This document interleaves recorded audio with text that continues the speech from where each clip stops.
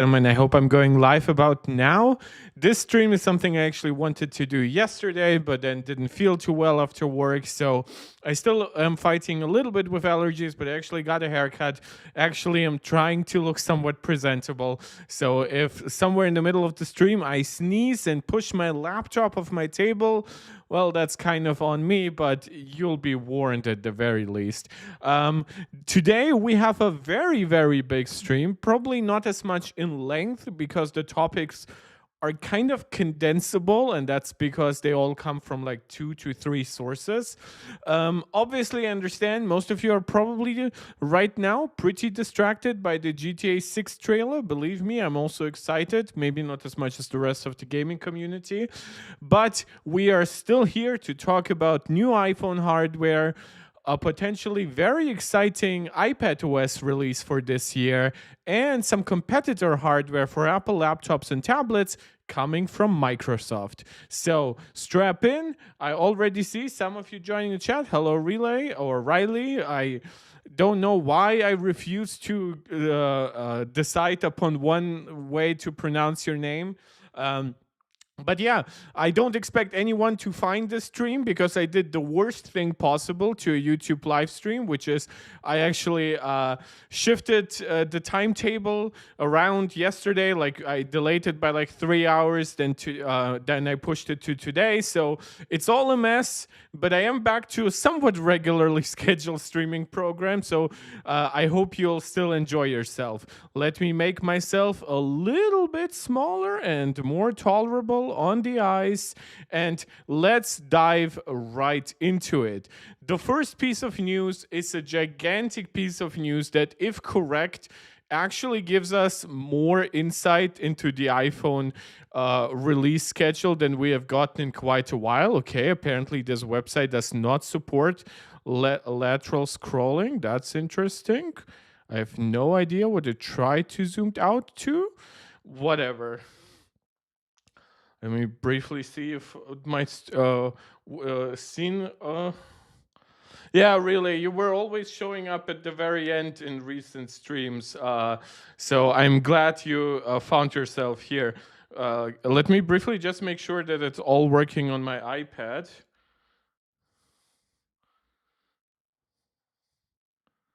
Because like my stream was like...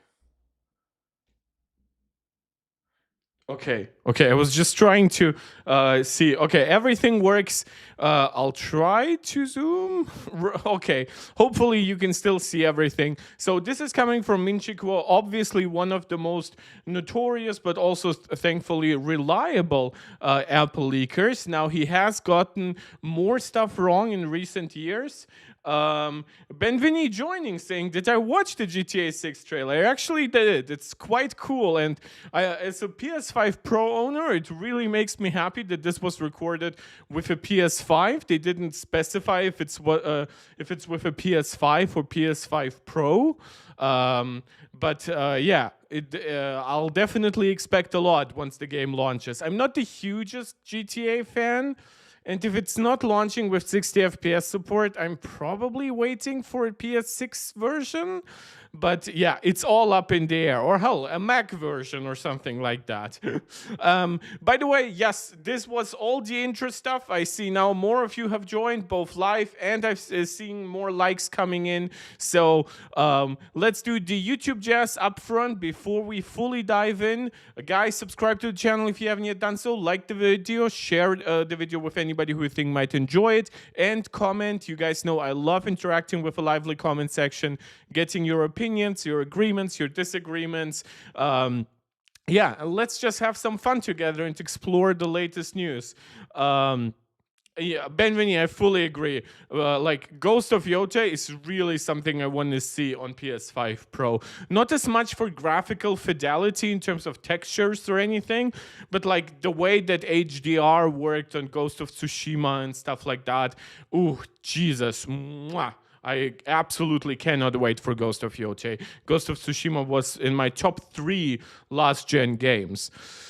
And for the last YouTube jazz, you can leave a super chat or a super sticker to support this channel directly right while I'm live, or you can become a channel member. Shout out to Angelica, Steve, and Max Maximus, who are all MarkTech Pro Max supporters right here on YouTube, despite my somewhat irregular streaming schedule. So if you feel like supporting me in some ways, you should soon be like able to do so with Patreon, with more portion going to me now that the new App Store rules are being enacted. So if you feel like doing that, that actually will let me keep a higher percentage than YouTube does right now. So previously I recommended doing YouTube rather than Patreon because I just wanted to grow this specific community right here. Now, if you do want to throw a coin to your favorite streamer, you can also go to Patreon. So for now, though, let's get actually really started. So Minchi Kuo, again, reliable long-term Apple leaker, has given us some, especially in terms of long-term prediction, has given us some pretty big news over the years. However, he did leave, as far as I know, the company he used to work for. Since then, he started a blog, basically, became a Twitter guy, I guess. So this is that. It's a very short form thing for something actually that big, but he does outline basically the release schedule of the iPhone for like the next 2 years, right? In fact, more than that, because this is second half of 2027, and right now we are in the first half of 2025. So while there are articles summarizing this on like Mac Rumors, 9to5Mac, I really wanted to actually go with the original source. I'll do the same later with okay, opened the wrong thing, with Mark Gurman's Power On newsletter. So today we are actually doing some first source reporting, I guess. Well, technically I would then be the second source, but you know what I mean. So let's really look into it. First is the easiest thing here. iPhone 17 Pro Max, iPhone 17 Pro, iPhone 17 Slim, and the regular iPhone 17 are all launching in the second half of 2025, so roughly in September, at worst sometime in early October. We have not yet heard any rumors that there might be any delays of this year's iPhones. Everything suggests that they will be using A19 and A19 Pro chips, so based on 3 nanometer, the third generation, and 3P. We know a lot of things like the regular iPhone and the iPhone Air, let's forget the Slim moniker for a moment, will use finally ProMotion screens. The iPhone Air is roughly designed to replace the iPhone Plus, so that would put it at around $900 starting point.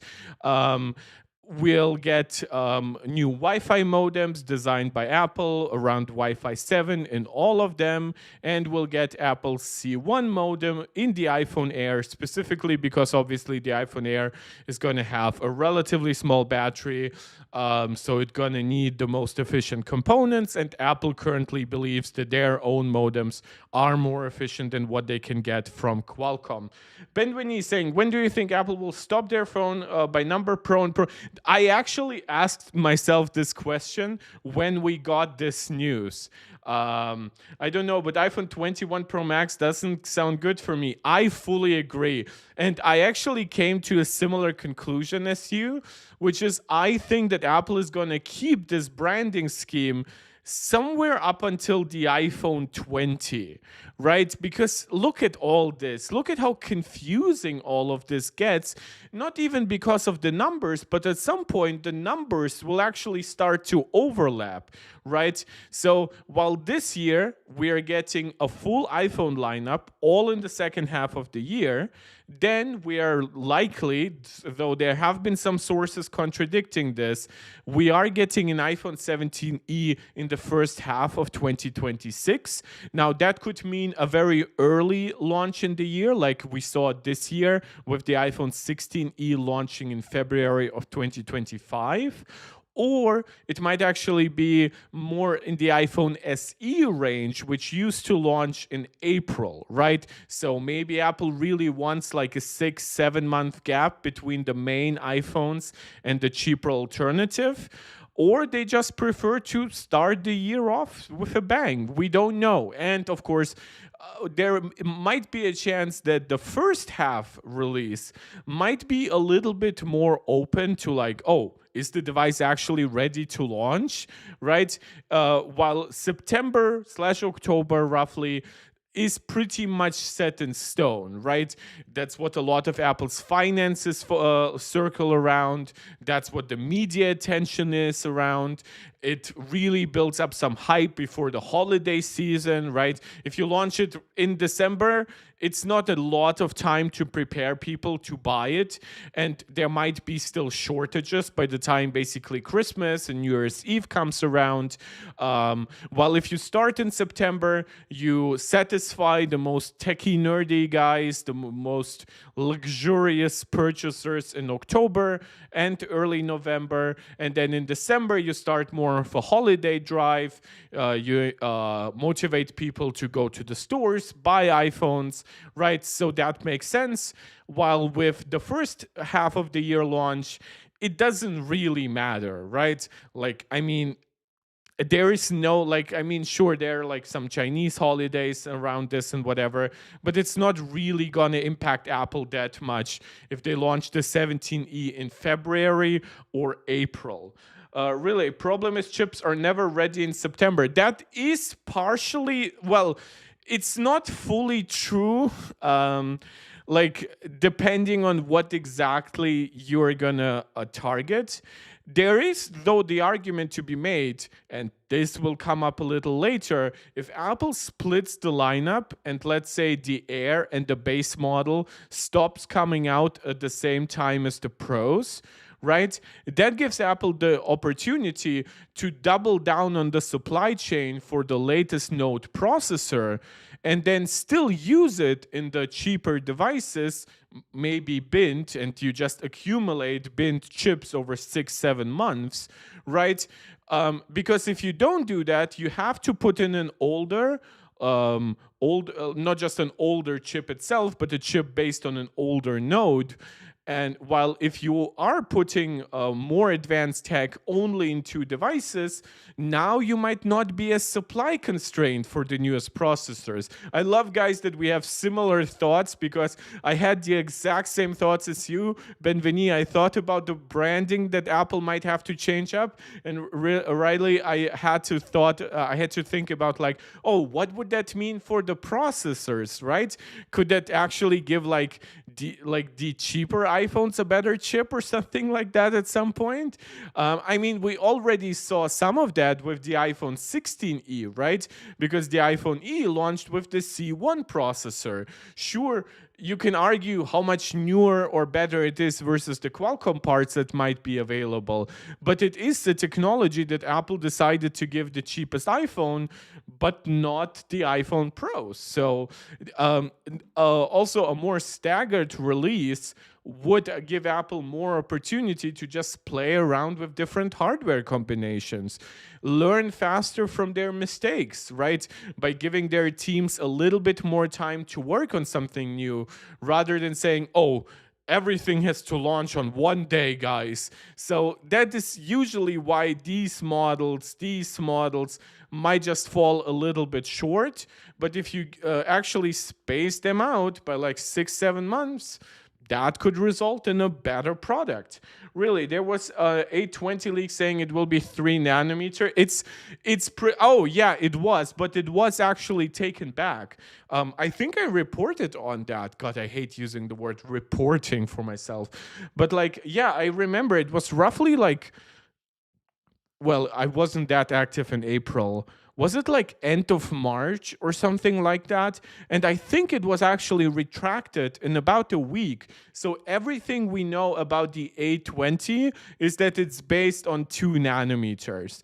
And in fact, I actually think that the rumors we're getting here are making perfect sense. So for one, This makes perfect sense because it's basically a repeat of the iPhone 16 release, right? Sure, the Slim is a change up from the iPhone 16 Plus, but it is basically a plus, right? Just a very thin one. Sure, with some design compromises around it and potentially some newer technologies like higher density batteries. But it's not like a foldable, it's not a cheap product, it's not an iPhone mini again, right? So nothing too surprising. I guess with the iPhone 17e, we can discuss what features Apple should bring back, I guess, because obviously the iPhone 16e lacks something like MagSafe or the ultra wideband chip. So, and of course, it has only a single camera with a pretty small sensor. So, it will actually be interesting to see how Apple switches up the iPhone 16e. I don't actually think they will do too much because the 16e seems to be selling rather well, but we'll have to see. Really, is Slim gonna use the basic chip or Pro?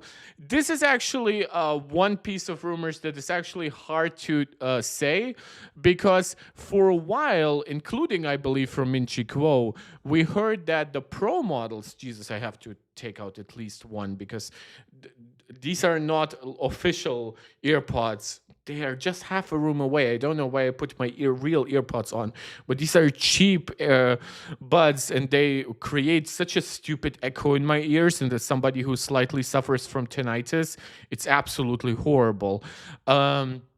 Sorry, I got distracted. The Slim was supposed to get 8 gigs of RAM, right? The same as the iPhone 17.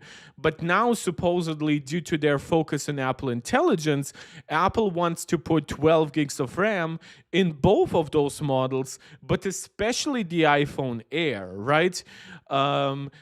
Because once you're really that much closer to $1,000, you really wouldn't want people to have like the same disappointment that many had with like the iPhone 15 and 15 Plus, finding out that their devices are not compatible with Apple Intelligence basically just a year into their existence.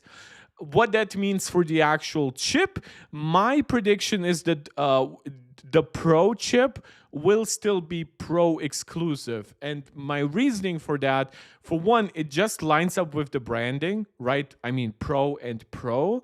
And I would argue that the 17 is a thicker device, right? But it doesn't have the greatest cooling. So, I mean, there is a rumor that all iPhones this year are getting vapor chambers, but who knows? I still find it unlikely that the base model will get it. But then the Slim is supposedly getting a vapor chamber, but in a very, very thin product, right? I mean, it's a product so thin at 5.65 millimeters that it doesn't even pack in stereo speakers, right? Just imagine the compromises Apple is making. Plus, I actually don't want Apple to push this device too hard by default and to risk people having really poor battery life experience. There have been some reports that Apple believes that currently the iPhones, like 80 to 90% of users should be able to get through the day with them on one charge, right? But for the iPhone 17 Air, Apple is predicting that that will be roughly down to 60% of users, right? So think about it. If you don't have the best battery life, if cooling, even with the best vapor chamber, it will be hard in such a thin product. Like, at what point does it really not make sense? Like, giving it a little bit more RAM, that makes sense because RAM uses a tiny bit of energy, but not really enough to justify not giving it 12. But yeah, like, I don't see it needing a Pro. In fact, I don't even really see it benefiting that much from a Pro. Yeah, the mono speaker is a big letdown, and I am reserving judgment as I always do because I don't like reactionary content. not where you react to something, but where you basically react to something without really understanding it. The rumor is not simply that it's getting one speaker rather than two, but that it's getting a much better front speaker, right? So I don't know how much better it is. By my humble estimations, in order to match the experience, it would have to be roughly 3 times better and still find some way to actually create stereo separation from basically one locale, right? That doesn't sound very likely to me, unfortunately. But if it's roughly twice as good as the front speaker while losing on a lot of the stereo effect, is it bad? Yes. Is it terrible to the point where I say it's like basically a death nail to me, like a dead on arrival product? Not quite. If you were to tell me it's gonna launch with the front speaker you currently have, and remove the bottom speaker, yeah, then it's a death on arrival product, right? But there have been rumors that Apple is really re-engineering that front speaker. I'm still not happy about that, believe me. But now let's actually get to the rumors, why I am talking about a staggered iPhone release lineup. And that is the plans for the second half of 2026 and leading into the first half of 2027. One thing that I find surprising here is that the Slim seems to be more connected to the pros than it is to the base model, which I actually think is probably a wrong approach by Apple. But depending on how their design priorities line up, it might just be that the base model will basically become like a trickle down model where never anything new happens. But the Slim might become actually like elevated to the level of like a pro model, getting some more features, some more experimental things, but then again also compromising because it is the Slim/Air model. So what exactly is Min-Chi Kuo saying? Well, for one, this is probably the closest we are to between a rumor for an iPhone foldable and an actual predicted release time for an iPhone foldable. What I mean by that is usually an iPhone foldable is at least 2 years away, right? Maybe 2.5, maybe 3 years, or maybe more. But with the second half of 2026, that's roughly like a year and 3, 4, 5 months away from now, right? So if this and it actually lines up with release dates for the iPhone foldable that Min-Chi Kuo and I believe Mark Gurman as well have actually given in the past. So while I'm not sure that it won't be delayed again, this is probably the most confident I have seen Min-Chi Kuo. Like, he didn't delay it, basically. He didn't say it's now launching in 2027 or in the second half of 2027 or 2028. In fact, he now is even committing to an iPhone Foldable 2, which apparently has already kicked off like internal designing and development. So that's interesting. So then, of course, we get the Pro models in the second half of next year and the successor to the iPhone 17 Air with still the same display size of roughly 6.5 to 6.6 inches. Let's call it iPhone 18 Air for now. But you see no base model. Why that? Well, partially what makes sense here, and this is something that Mark Gurman actually outlines. So 2 reasons. So first, I'll actually switch those around. Due to intense competition, Apple needs to offer more iPhone models. Launching them all in the second half of a year risks diluting marketing efforts.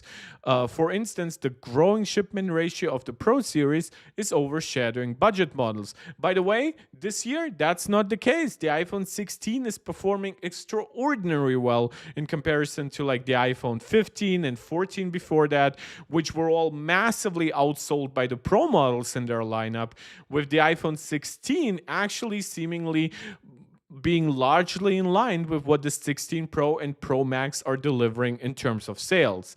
And the other reason, so this is the reason that to me makes the most sense. But the other reason is that by launching something in the first half of any year, basically, Apple could close the marketing gap to especially a lot of Chinese companies who are launching products anywhere from February to June non-stop. In fact, they already have some products usually are like out by like November. If we look at like the latest OnePlus, Vivo, Xiaomi, right? But then they will actually have some kind of refresh in the beginning of the year, or like somewhere by May, June at the latest. That's where we are talking ultra models primarily. And we have outlined several of them, like the Vivo X200 Ultra, right? Or the Oppo Find X8 Ultra, or the Xiaomi 15 Ultra, or are we now at the 16? It's all really getting confusing. But yeah, basically Apple would push at least the medium to lower priced, and yeah, I know calling $600 lower priced slightly insulting, but hey, that's where we are now. By pushing those models into the first half of 2027, for one, Apple does not dilute their Pro models, now including an Air model and the Fold, right? So Apple now has more models to market. And now these phones can actually take away some thunder from the Chinese competition. Maybe not as much in actual direct sales. I actually think that with some of the nationalistic fervor that we see, like with a lot of anti-Trump reaction all over the world, I actually think that it's very likely that Apple is going to keep suffering in China. But yeah, we'll have to see. I think there will be just like backlash from like through state media, and governing agencies have already been like reducing the amount of Western technology that they're using. So just trying to warn Tim Cook in that regard. It might not help as much as they hoped when they created those plans. And of course, if you are somebody who thinks about like product cannibalization, right? If you think about it, the iPhone Pro models, to me, it makes the most sense that like those are the models that Apple pushes during the holiday quarter. Those are the models that launch with the latest technology, and then after about half a year, Apple creates models with some of that same technology, maybe going down from a Pro chip to a regular class chip, binning it, maybe sometimes introducing newer tech too, like a new modem, because Apple now has so much hardware in which they can put new modems, and so many new modems they're working on, from new Wi-Fi modems across the board to new 5G modems across the board, right? Sometimes they might have like a mid-gen upgrade to like the Bluetooth spec, but not much else. So instead of maybe not doing that update, they'll just do a slight update on the cheaper models. Again, this is all conjecture. I'm just trying to line up what is now possible. In fact, I really like this. And I'm not just saying that because it will be exceedingly good for the channel to have separate launches. I would hope that this doesn't come as a keynote for me personally, because reacting to Apple's newsroom reports, basically Apple's blog, is what resulted in this channel getting to up to like 200 live viewers, which anybody who follows me regularly knows that this is not a number we are anywhere close to hitting for our regular streams. So, however, I fully understand that some people might prefer like a schedule that involves full-on keynotes. That is something that has not been outlined in this reporting. What's also interesting is that Min-Chi Kuo also predicts that there will be a second generation foldable right in line with Apple's annual upgrade schedule for iPhones. So if you thought maybe Apple's foldables might be more similar to the iPad, like by being on around an 18-month schedule, that doesn't seem to be happening. So the first gen iPhone launching the second half of 2026, and then the second gen launching right in the second half of 2027. Then we're getting Pro models. Again, Benvenius, you asked, what about the branding? I think by 19, we are definitely slightly weird territory. And by iPhone 20, I think we are about at completely the line where you can draw. Once Apple hits 21, I'm not sure what will happen next. And then an Air model. So I assume that the base 19 and 19E would then follow in the first half of 2027.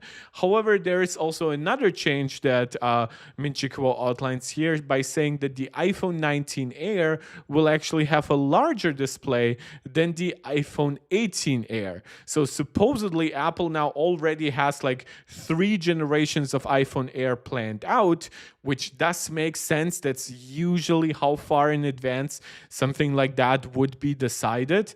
In fact, I strongly assume that Apple will just use the same LTPO screens on iPhone 17 Air as on iPhone 18 Air, and on iPhone 17 as they will use on iPhone 18, and then they will finally switch some stuff around with the iPhone 19 Air. So supposedly the 19 Air has a larger display.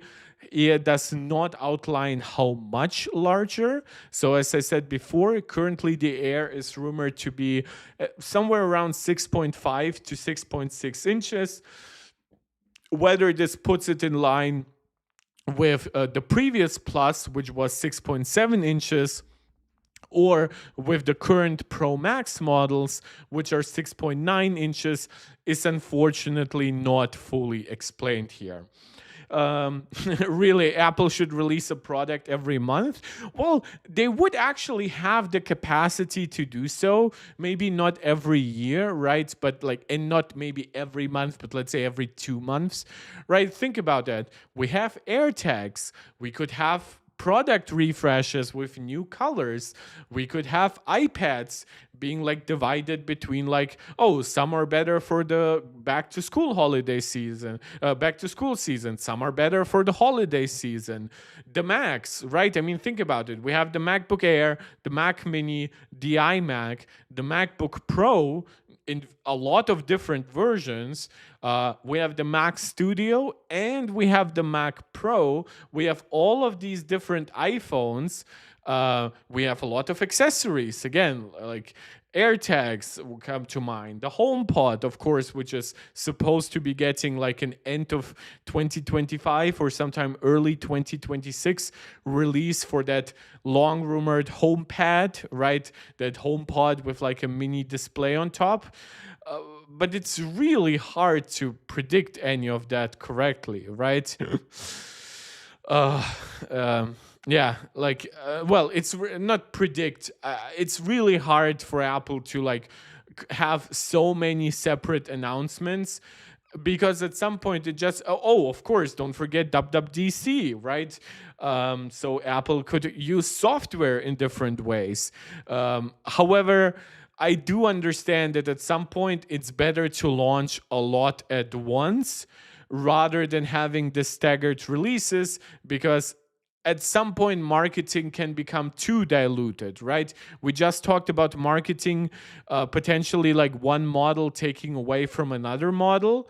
There is also the question, if Apple launches AirTags completely disconnected from, let's say, a new iOS release or a new iPhone release or any kind of other Apple hardware, will it really get the needed attention? I would argue it would still do that, but why not launch it next to an iPhone, right? That will just give tech journalists an excuse to talk about both in videos. So far, only the iPhones and Apple Watch series has fixed yearly schedules. Yes. Well, I mean, kind of like the like we are now on a somewhat annual schedule for the MacBook Air and the MacBook Pro, but only for like one generation, right? So the M3 and to M4 upgrade happened basically with exactly a year in between those models. Will Apple keep that up? The rumors saying M5 and M6 will follow roughly annual upgrade schedules. But then I could also see if the M6 is like a really advanced chip, 2 nanometer, it's a tandem OLED device. By that point, it will be Wi Fi 7. It might have even faster storage, faster RAM, more RAM. It's already Thunderbolt 5. It already has a 12 megapixel camera. I could see such a MacBook Pro maybe sticking around for longer than the usual 12 months. But then again, there are also rumors that Apple might introduce 5G MacBooks. So that could be a way to differentiate, like, oh, we launched the revolutionary M6 MacBook Pro just a year ago. Here you go. Here is the M7 MacBook Pro. It's 10% better in everything, but it also has a 5G chip, right? So while it will not be the biggest generational leap ever, it still would have room for a large differentiation factor. Again, it's all conjecture. I do like to base my predictions and my analysis, obviously, on something more concrete. And this Min-Chi Kuo reporting is actually quite solid. It seems to be backed up by some more stuff than usual. We have seen like some other reports kind of go in line with that. I would like to see like supply chain rumors come out soon, basically confirming that, right? But it will probably be another 6 months or so before we get a lot more confirmation on this new staggered releases. Plus, again, there have been some contradictory rumors on like the existence of an iPhone 17e. So we'll have to see if Min-Chi Kuo is as correct here as he can be, or maybe partially, or maybe not at all. Relay saying, yeah, but the MacBook release relies heavily on a chipset update where iPhones have other areas to improve. Yeah, true. But then again, I mean, tandem OLED, new modems. I'm not saying it's as much room as the iPhone, but we're also getting close to that level on iPhones where, I mean, sure, a processor with a new image signal processor will also always improve the camera at least a little bit.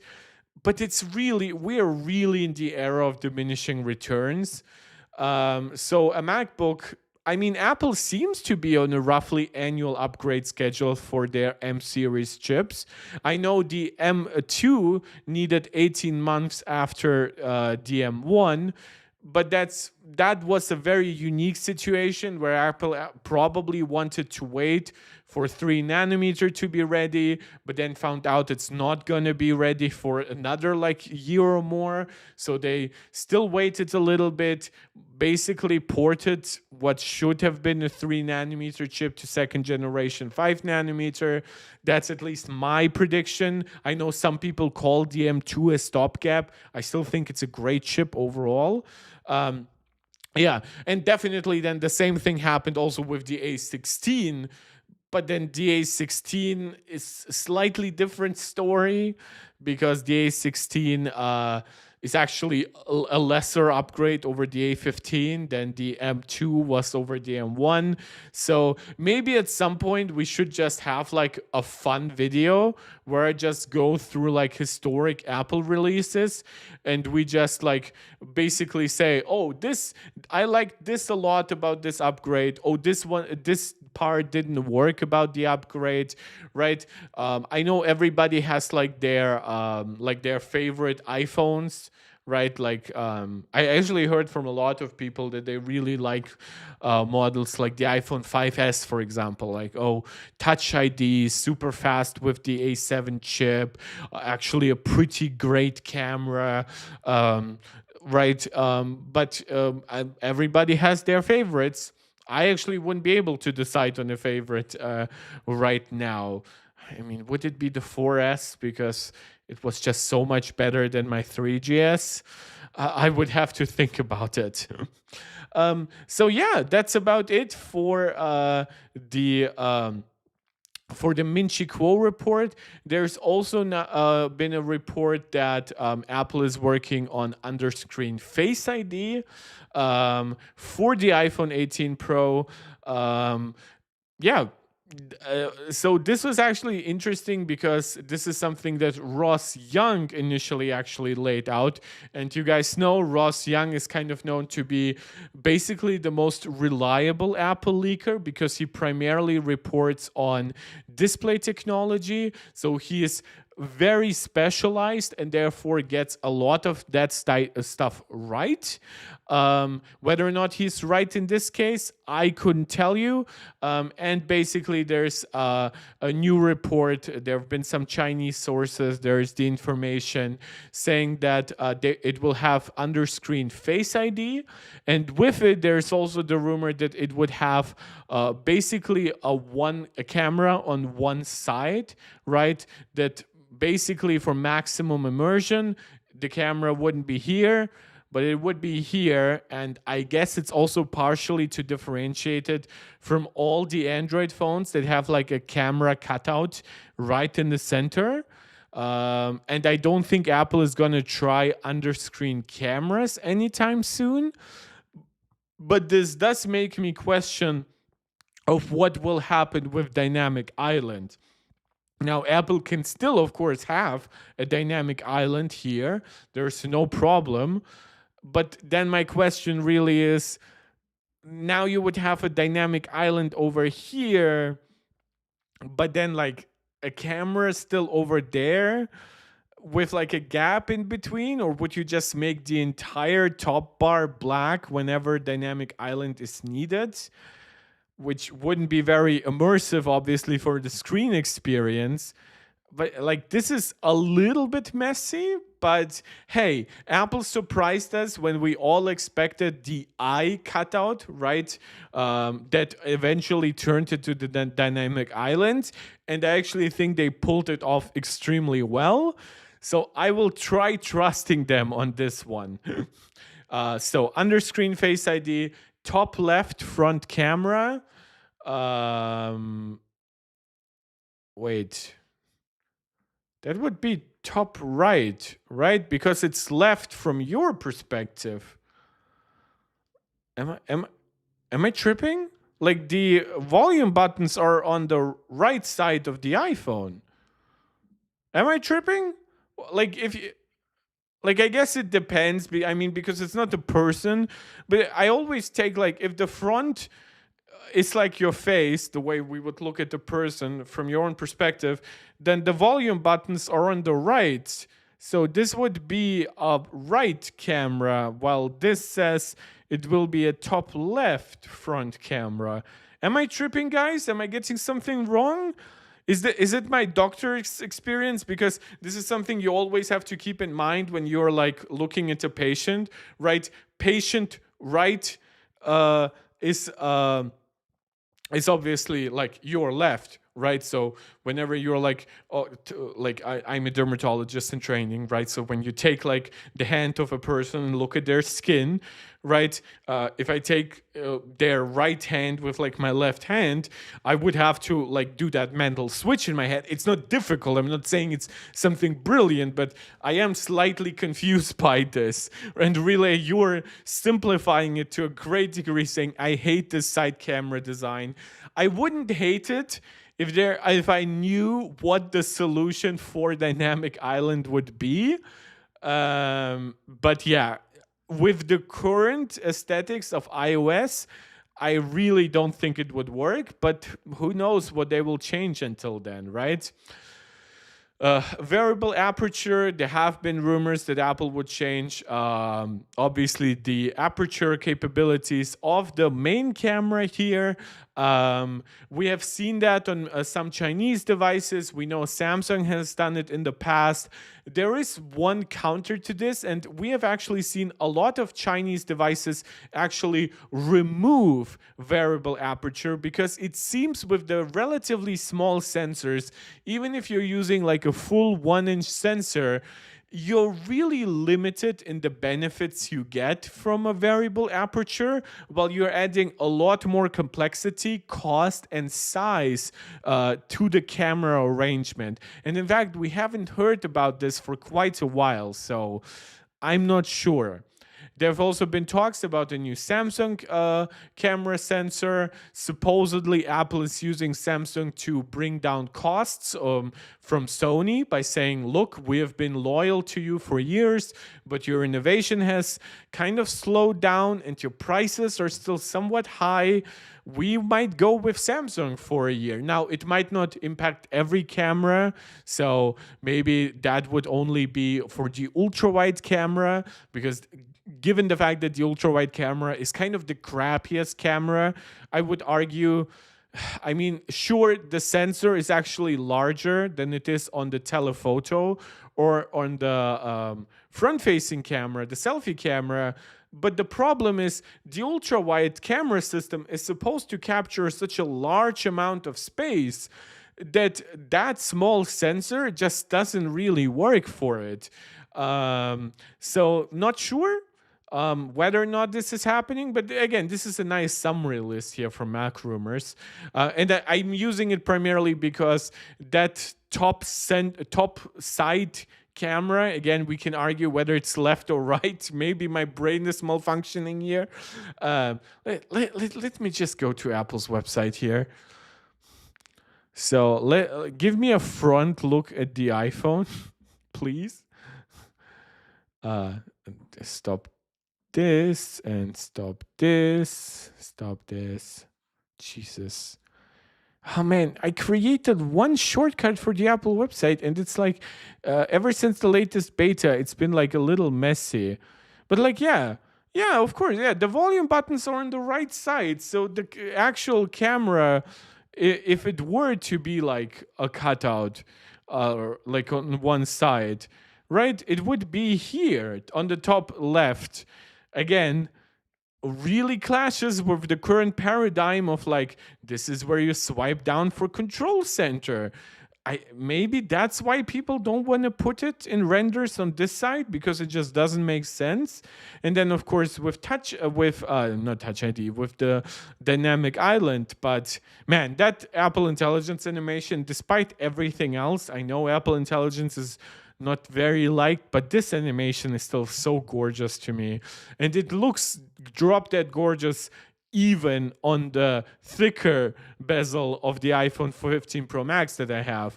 On the 16 Pro series, it just looks gorgeous, absolutely fantastic.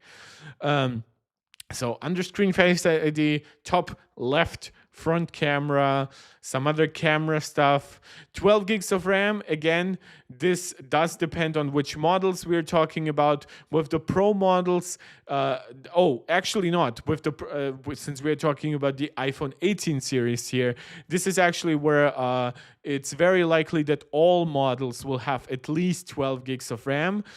So while we do know that Apple wants to give the 17 Air 12 gigs of RAM in addition to the Pro models, there's also been a rumor that the regular 17 might get 12 gigs of RAM, but that would depend on supply.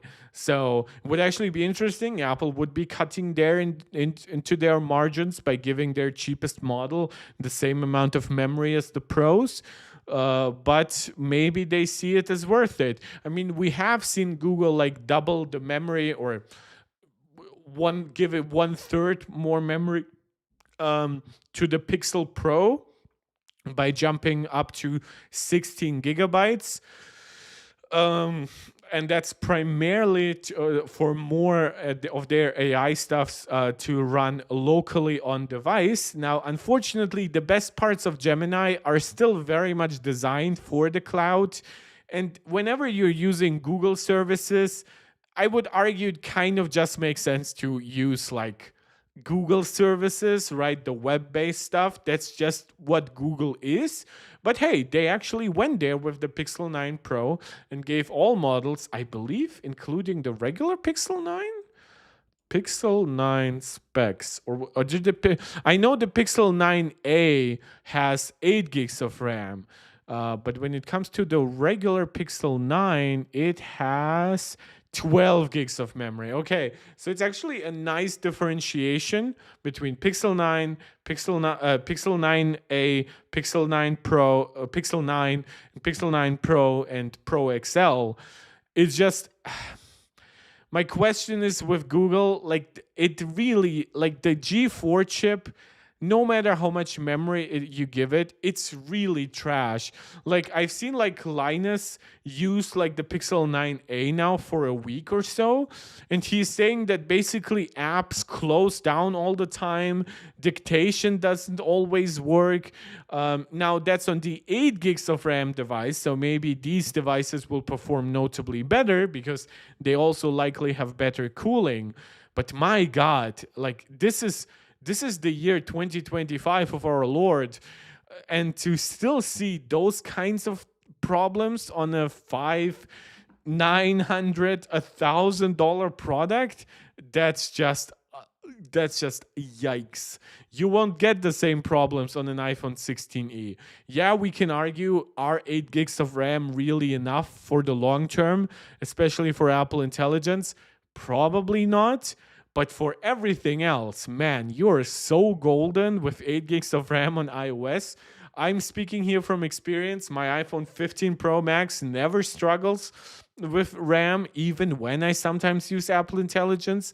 And my iPad, which is an M1 iPad, and actually the 8 gig of RAM device, because I didn't get like a 1 terabyte model or something like that, also like keeps apps open for like weeks in memory. Like sure, it suspends them, but it doesn't close them down. I wouldn't want them to run actually, because that wouldn't just impact memory, that would actually impact battery life and performance available for other processes on the device. So yeah, 8 gigs of RAM on iOS is fantastic, and apparently the bare minimum on Android to get somewhere close to that experience is actually 12 gigabytes. And once you are in the mood to use more AI stuff, you're probably looking at 16.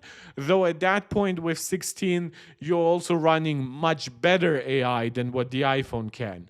Now again, the best AI is still in the cloud, and whether you're using Perplexity, ChatGPT, Google Gemini, a lot of that stuff is very cross-platform. So I wouldn't really recommend buying a phone with a lot of RAM for AI. I would just recommend buying a phone with a decent amount of memory. Yeah, so sorry. I know that was like... I went there because of like these rumors. So whatever happens with the 17 series, if Apple finds enough memory to give the base 17 model also 12 gigs of RAM, it looks like all iPhone 18 models will have 12 gigs of RAM at the least. And there is also a rumor about increased memory bandwidth, that Apple would use 6-channel LPDDR. Now, again, 5X, could Apple at that point switch to maybe LPDDR6? I don't know. But the point with 6-channel, currently it's on 4 channels.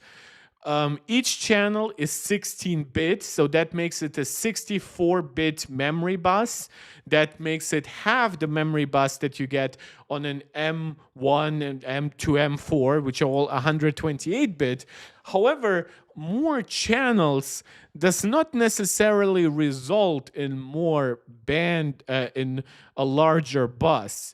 Because if you actually look into it, for example, the Snapdragon X Elite actually only has 2 channels. But why can it have actually faster memory bandwidth than the iPhone? Well, that's because each channel is actually 32-bit wide. Right?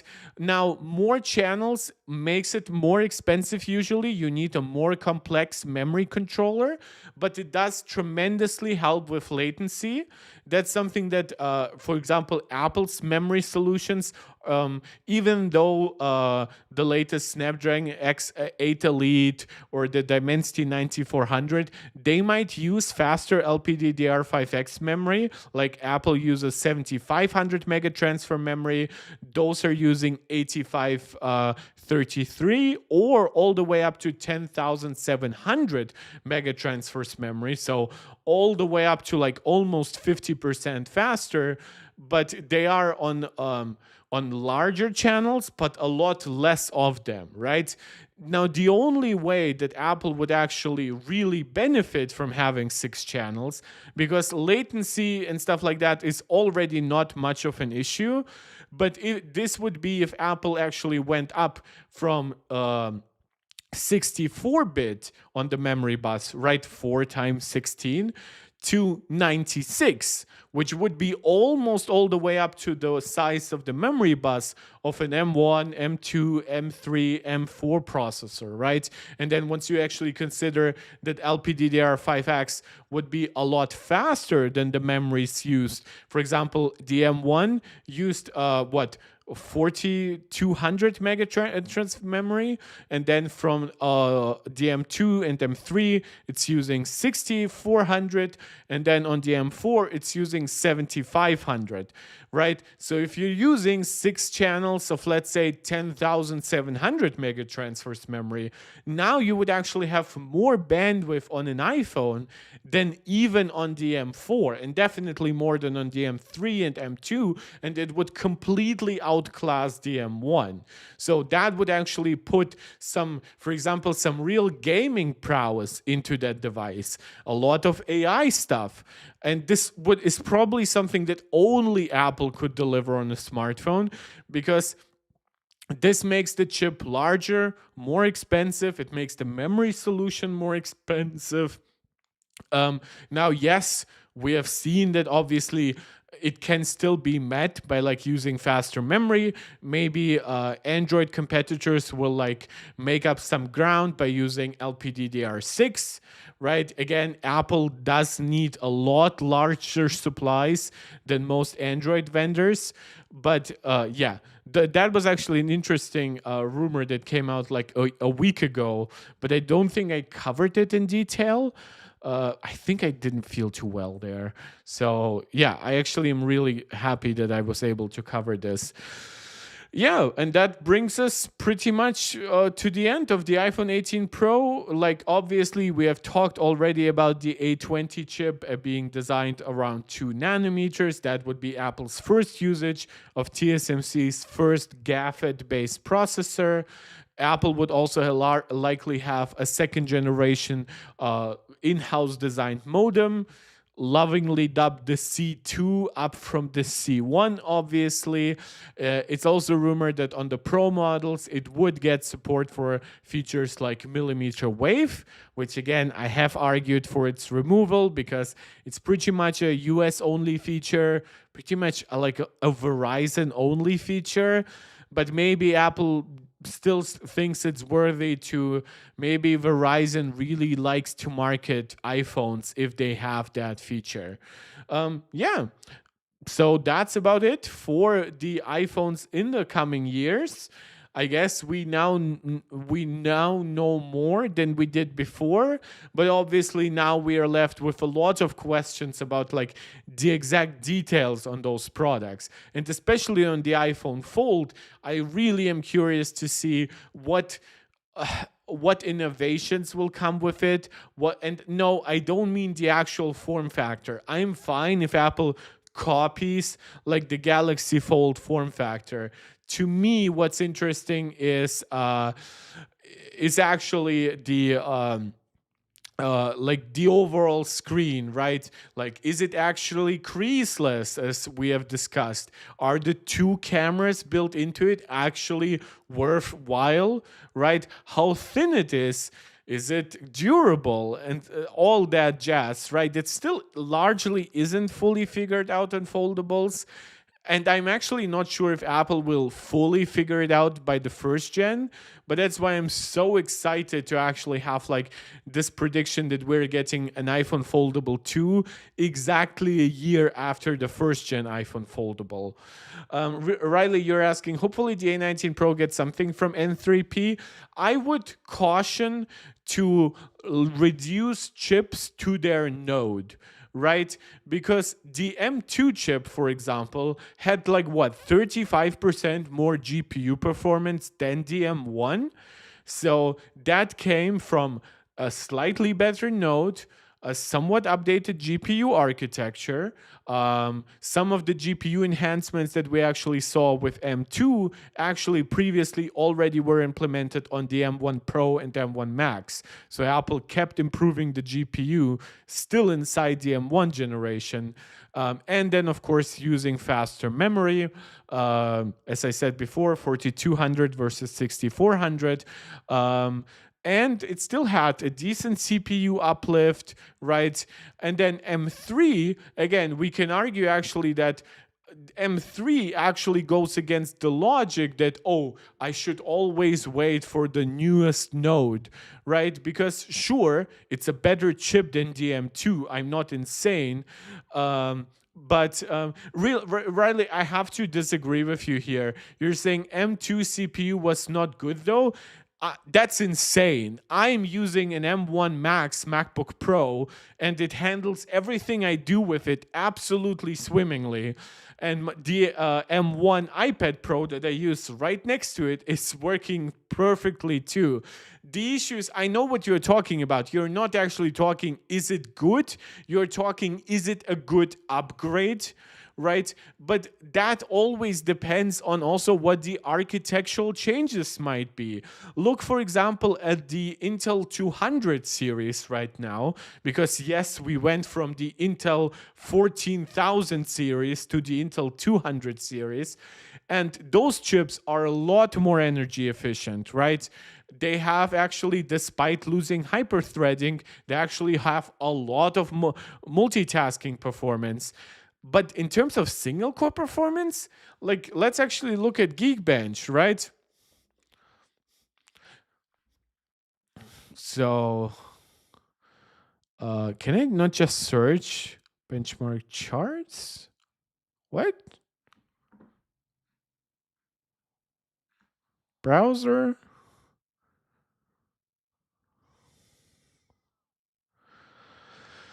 So, yeah, Riley, I understand Intel is not the greatest in the greatest position right now, but I'm just trying to argue here from the place of specifically the node improvement, right? Because the 4900K is basically somewhere around TSMC 7 nanometer, probably closer to 10 nanometer in certain ways, right? It's ridiculously inefficient, and it got somewhere around the 3300 range. Again, the results fluctuate because it's a processor designed for overclocking. And what would it be? Was it the Intel 285K? Why are they all based on Mac Pros? But you can see it has pretty much the exact same single core performance, despite coming with a new architecture, really a brand new architecture. It sacrificed hyperthreading, and it jumped like 2 to 2.5 nodes, right? This is N3P. I have no idea where all these chips are Mac Pros, by the way. But whatever. Another Mac. Why are also the best results all from Mac Pros? What's happening here? Is that like a joke name that you can give your system? But I'm just trying to outline. It's really not always a question of the node. And you know what is the proof of that? It's the M4, because the M4 is a gigantic improvement in so many ways over the M3, minus GPU, but that's really because Apple didn't give us more GPU cores as we were really owed by now. The M series really should start with at least 12 GPU cores, preferably 14 or 16 in my opinion. They could be more aggressive with binning it at late if they wanted to, but I do really believe that 10 GPU cores is not a great push. It's probably to N3. I'm sorry. And with GPU, by the way, and this is something like I talked about the M2 GPU because it had a very notable improvement in one specific way. By the way, is my OBS acting up? No, that's probably just something on my iPad side. Let me just make myself. No, you know what? I'm not gonna actually like switch my internet connection because that will screw up my. I don't think I deactivated Wi-Fi because I'm actually tethered over Ethernet to my router, but I think I forgot to turn off Wi-Fi because that is usually by default still enabled because that's how I mostly use. No big mark. You'll get big mark by the end of it, but we actually have to react to a video a little bit later on. Well, we're almost there. Yeah, so hopefully I gave you actually some hope about like that the A19 Pro, because believe me, I would pay $200 more for the iPhone 17 Pro 17, yeah, to have a 2 nanometer base chip, because that's the iPhone that I want to get, because my mom really wants my 15 Pro Max and my grandma really wants my mom's 13 Pro Max, and it really doesn't make a sense for me to buy like the 16 Pro, and it really doesn't make sense for my mom to get the highest end iPhone, because while she wants to upgrade, she really doesn't need the latest and greatest. So plus again, it's something I use for my channel. Yeah, again, I am getting lost a little bit today, but yeah, no big mark for now, because we do have one more thing to actually react to. Let me actually make sure that so, guys, after this stream, if you are a developer account guy like me, you can go and actually download release candidates for iOS 18.5 and iPad OS 18.5. But I don't think we have any other rumors to discuss for now. Well, no, I actually forgot it. Grandma about to get the best phone. My grandma currently has my old 10s Max, and I offered her to buy her a new phone. She says it's perfectly fine. I mean, she like what takes a walk for like an hour a day, and even when she goes to the store, that's also an hour a day. That's the battery life for that is still more than enough, and for everything else, like, yeah, it's a perfectly fine phone. It's on the latest release thing. She doesn't need Apple Intelligence or anything, so it's not like I'm giving grandma old crap. It's she prefers it that way. So yeah. Yeah, there's actually one more thing that I wanted to talk about, and this week's Power On newsletter is actually a little bit disappointing, but I do understand why. Bloomberg's Mark Gurman is talking a lot about like tariffs and stuff, and Warren Buffett just praised Tim Cook for because his company invested so much in Apple, and Tim Cook generated so much success for Apple that basically he kind of was responsible for a lot of the success of Berkshire Hemingway. I believe that's what it's called. Yeah, then tariffs, whether price increases are necessary. None of that is very interesting to me. There are two things when it comes to software that I do think are worth covering. First is Apple Intelligence coming to China with iOS 18.6. That makes sense. They will be partnering with Alibaba and Baidu, I believe. Integrate Baidu Inc. software with Siri and visual intelligence. And Alibaba will basically kind of be their gateway to that, because they will be handling the censorship requirements by the Chinese Communist Party. Yeah, makes sense, lines up with previous rumors we had. And of course, there is one piece of software news here that I find utterly fascinating in what a small sentence you can fit something. It's here. So WWDC 2025 is happening from June 9th to June 13th. So that's basically 1 month from now. And Mark Gurman lines out three themes for this year's WWDC. First is redesign and more cohesive operating systems. That primarily refers to like that Vision OS inspired design But we also talked about how macOS could really use some features and some design principles from iOS because, well, that's kind of what people are used to, right? Make the control center work as it does on iOS. Make the menu bar on the iPad maybe work more like the menu, give the iPad a menu bar, and make the dock maybe work more on the Mac as it does on the iPad. The specifics are still to be outlined, but those are the kind of like alignment strategies that we have seen being talked about. Next is something that is actually a full reversal from what Mark Gurman promised before, where he said Apple Intelligence is actually not getting many big new features during WWDC of this year.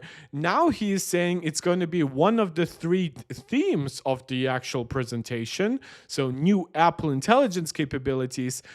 The one caveat is, of course, that unlike internal delays that these leakers usually rely on to be more reliable, we actually got a big external delay from Apple. So maybe Apple will talk about those features that were delayed for Apple Intelligence and then promise them for, like, I don't know, iOS 19.1, 2, 3, 4, right? That's something that we've heard about, that iOS 19.4, or at least the features for it, are already being worked on.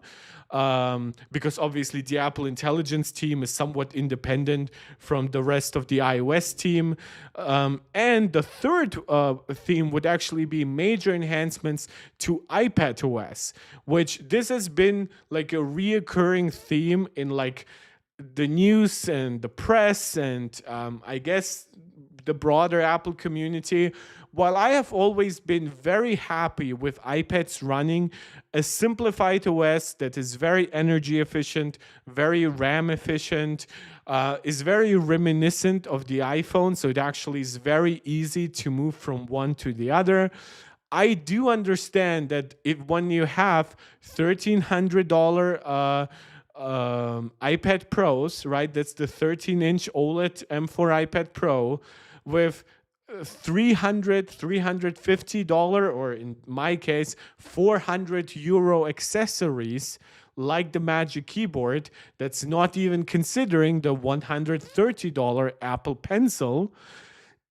Plus, once you're asking like $10 subscriptions for things like what's actually like the subscription cost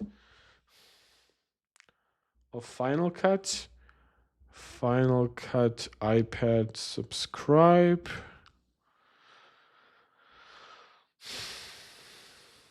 Yeah, it's $5 a month or $50 a year. So that's $10 if you account for both Final Cut and Logic Pro. Riley is saying, I forget, but does iOS 18.6 get new features or is it all fixes? I actually don't know. iOS 19.5 has been interesting in that it's primarily like just being, I guess, worked on, right? There are no big user-facing features there. But hey, if Apple just wants to spend the next few months just fixing and optimizing the basis of iOS before they transition to a big redesign and a big realignment between iOS, iPadOS, macOS, visionOS, right? I kind of wouldn't blame them. There are some things about accessories, of course, like the Google Find My alternative, right? It has to work with Apple stuff too. There's also, of course, the regulatory stuff that gets sometimes updated next to software releases. But when it comes to big user-facing stuff, yeah, I would actually argue that neither iOS 18.5 nor iOS 18.6 promise to be very big things. Of course, unless you are in China and then you're really benefiting from Apple Intelligence being released there. which again, I cannot really blame such a release because that's what I benefited from with iOS 18.4 in Europe. That's when it finally dropped. I always get on dev beta, so I have no clue what happens to point 6 to true, because yeah, by point 6 and definitely by point 7, we are more in the realm of the actual next big release being worked on. The only one of those that I can reliably speak on is either point 7 or point 8, and those are the releases that are usually released after the new operating system goes live. So let's say we get iOS 14.8 when iOS 15 launches, and that exists for people who don't want to jump to the latest OS. They are afraid of bugs. Usually there are some, at least in the first 2 or 3 months still. If you might have a work device or something like that. So usually 0.7, more like 0.8, those are releases that get like the latest security updates from the new operating system. And they're also kind of like the last hurrah for devices that are being discontinued, right? Or at least devices that are not getting the latest OS release. So my prediction, for example, is that A12 products will lose support for the next big iOS release. However, does that mean that my grandma immediately stops getting updates? No, she will get iOS. Where are we now? Are we at iOS 17? I'm so confused. No, we are at iOS 18. Why did my brain just malfunction? Jesus. I should stop playing Returnal. I'm picking up like debuffs that make me stupid. So my grandma will get like iOS 18.8, the latest security updates, and then once iOS 19 goes into full force, of course she doesn't get the latest features at that point, just alone from how old the product is, but it's a different discussion. But then she would get like iOS 18.8, 0.1, 0.2, 0.3, and those are updates that could launch even 2 or 3 years afterwards that are still primarily designed to fix security issues and stuff like that. Yeah. So, and of course, the latest focus with the new iPad OS, again, we've heard changes to Stage Manager. Funnily enough, the thing we heard most about Stage Manager is that it would actually come to the iPhone as well. So let's see. And of course, in line with the redesigns, we've heard that the dock could be different, maybe on the Mac. Maybe that the iPad gets the Mac's menu bar. I guess that's probably the thing that is most in line with the major enhancements theme. That being said, we actually haven't gotten too many details. I could list you a ton of potential changes that I would love to see in iPadOS that would be derived from macOS, but I really hope they don't screw with the simplicity and I guess with the direct nature that I associate with the iPad, where the iPad just feels like Apple's, for now, in my opinion, most personal product. Yes, I know you're wearing your Apple Watch, and yes, I know Apple Vision Pro is literally the world around you. But when it comes to your standard products that you interact with a mouse or a touch, to me, it's still the iPad is Apple's like crown product. Yeah, it might not get as powerful as the Mac. Yes, it might not be as portable as the iPhone, but it just gets that middle section so right, in my opinion.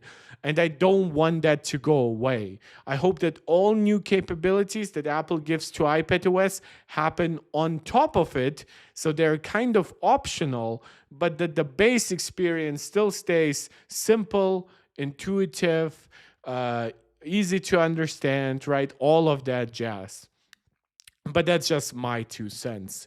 Now, the last topic of today actually does not concern Apple.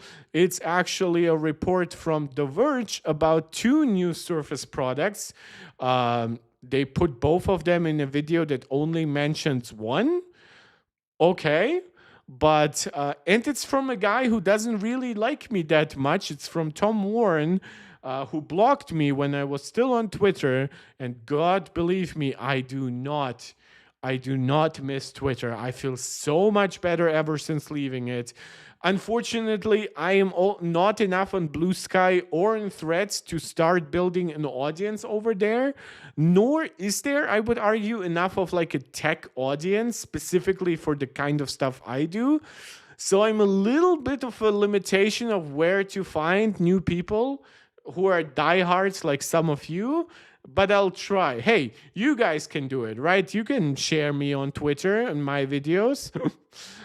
Yeah, but basically we're getting a new Surface Pro, which is their Surface tablet, and a new Surface laptop, which is actually, I believe, their most successful Surface, which, given how Windows is designed, honestly isn't very surprising.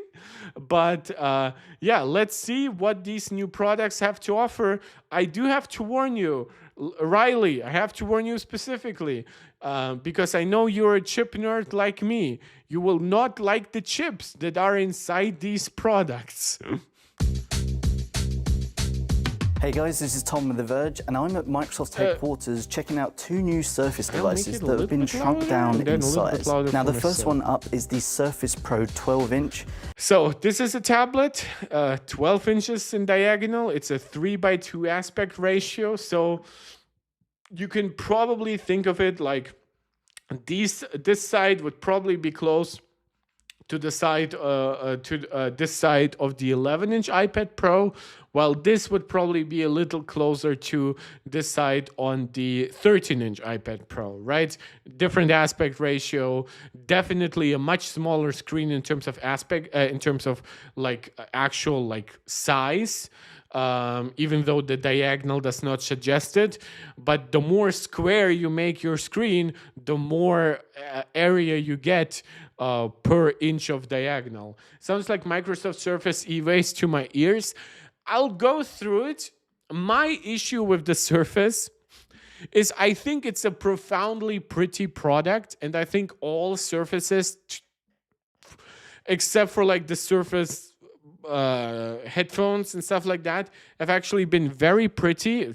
This mouse is garbage. I touched it once in the store. They had like two of them, and I was like, I was almost inclined to ask the salesperson if anybody ever picked up this mouse. But I was on a break at work, so I briefly ran into the local media market here in Germany, and I've never seen it since. That's usually not my go-to store. So yeah, not that I even have a go-to store in 2025 anymore. But my problem with the Surfaces is really that the lack of proper commitment to it really makes it weird, because sometimes they will remove features, and we'll get two of those right now. Sometimes they're barely upgraded. Like, we'll see one of that element this year too.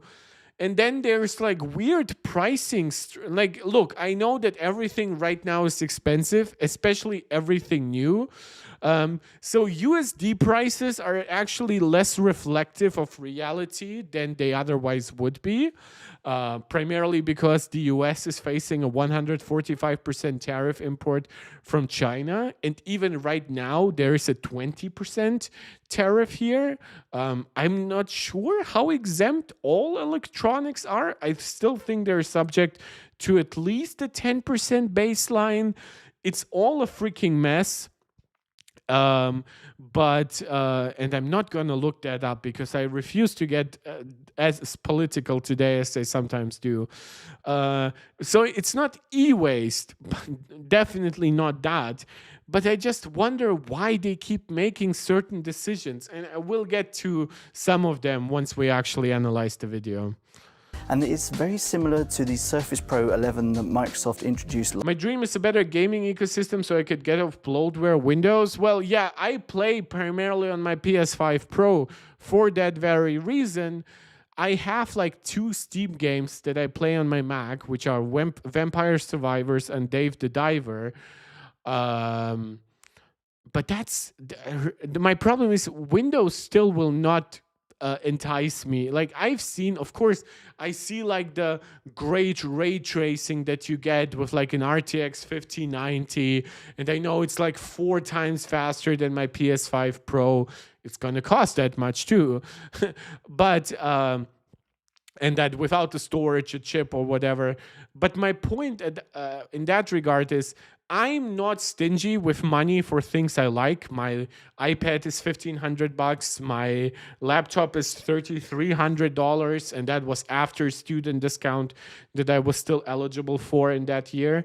My iPhone is $2,000 because it's the 1 terabyte model. Apple Watch Ultra is 900 euros, I believe, plus with $100 band. And it's not like I, for example, I don't own a car because I don't see a need for it here where I live. But for things I like, clothes, good food, tech, of course, nice interior for my home, that is all like stuff I'm really happy to pay money for. But when it comes to gaming, I still have this attitude, I guess that comes from like being a Wii owner in my childhood, like that gaming shouldn't be expensive. Of course, I am enticed by some of the immense hardware capabilities you can get. But imagine an RTX 5000 system for me. Let's say I don't even go with the 5090. Let's say I go with the 5080. Those are 1,400 euros right now. Okay, that's an acceptable price. With a 9800X3D plus a motherboard, I'm at around $2,000 with a case, storage, power supply, memory, of course. I'm roughly at $2,400, probably up to $3,000, depending on how much I go overboard, right? Do I buy 64 gigs of memory? Do I get 4 to 8 terabytes of the fastest storage available, right? Things like that. It's not impossible, even in the current environment, to get decent hardware at a high but acceptable price. But what do I do with that machine that I don't already do with my PS5? And I do it so much more enjoyably knowing I just push one button on my controller. I never have to deal with Windows updates, Steam updates. I, of course, deal with like PS5 software updates, but those are basically seamless. It's so much simpler. There are no BIOS issues and stuff like that. I don't know. I would love to be able to game on the Mac ecosystem. At that point, I would probably invest like 4,000 or 5,000 euros in like a Mac Studio with a good GPU inside, or a good chip in general if it's an SoC. But yeah, it's just Windows will just not get me. Riley, I'm a laptop guy, though. I charge my iPhone every 3 days. Yeah, but that's also what I'm talking about, because if I went the laptop Windows route, then that's where I pay 4,000 euros for a fully spec thing with a good dedicated GPU. And now I have to deal with Windows. And like, sure, could I have a MacBook, an iPad, and a Windows gaming laptop? Yes, but that would seem wasteful even to me. Money-wise, sure, but also environmentally. Also, it would just be a logistical hurdle to carry them around. Yeah, no, Windows will not get me. Mac gaming is getting better and better, and for everything more than that, I'm just happy with my PS5, PS5 Pro, eventually PS6. Last year, it's a Copilot Plus PC. Okay, Copilot Plus PC, garbage AI marketing, has not worked at all for any Snapdragon X Elite products. And Riley, I warned you before, this is not even a Snapdragon X Elite product, so prepare for that. But it's a lot smaller. So this is something that I do have to praise, and I know a lot of people will be like, oh, So there are things here that, for one, I think are gorgeous, right? I think the color is great, this purple tint, lavender style or whatever. The buttons are not the greatest from my experience with Surfaces, but they are good. I love that like slightly soft edge to this. It's very iPad-like. I'm not gonna deny that, but it's also curvier still than an iPad. I love the flash camera.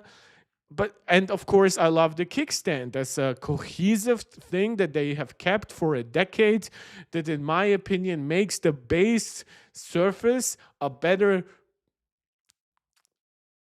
product in some ways than the iPad. And no, I don't consider it a better like tablet or whatever, because there's still the processor like the M4. There's the tandem OLED screen. There are the better cameras. The way better position for the pencil, by the way. Like that groove thing on the back looks stupid as F. But when it comes to the versatility, day one, like for example, you guys know I'm using that Logitech Combo Touch case, right? That's designed to be attached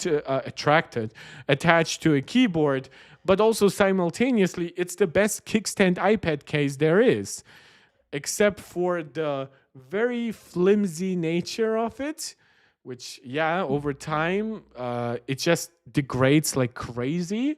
At least the version for the M1. I know they changed some materials in the meantime.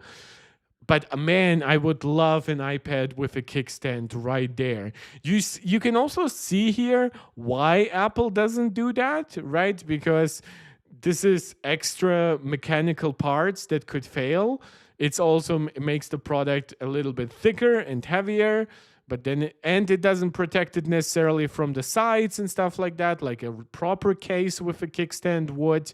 It also doesn't protect the rest of the back, like even at least like a cover case would do, right? A lot of iPad cases don't even protect the sides anymore. But yeah, like you can see, there's a lot of great stuff here, but also some stuff where you're like, really? Now this time around, it is a device that is 12-inch on the actual display. And it's a 220 ppi screen, so that's about in line with what you get on the MacBook Air, but it's less than what you get on the iPads or on the MacBook Pro. Microsoft has basically... It's also a completely standard LCD screen. No mini LED, 90 hertz, not 120 hertz. There are some weird decisions being rounded made off the corners. The bezels are kind of more uniformed around the device now, and they've done some interesting changes. This seems like a very, very glossy screen. I don't know if it's just the room, and this is not a comparison to like the nano texture on the iPads. That's optional, but this seems ultra reflective for any tablet. I would love to see a comparable product in like this exact angle and position, how much it would reflect this light basically perfectly. To the actual keyboard now. Also, it does bring up some questions about the absolute top brightness level here. So like with the Surface Pro 11, they had the type cover that kind of snapped onto the display and it was a little bit angled. This one is a lot flatter, so there's no angle. I mean, it's 100% flat. I guess it's minimally elevated right here, but it's functionally flat. And again, this mouse is so bad. So it should be a little bit better on the lap. We'll have to obviously test that. Yeah, I don't know. Yeah, the problem is that kickstand makes the Surface Pros really good on the table, but on the lap, it's still no comparison to a laptop. I'm torn.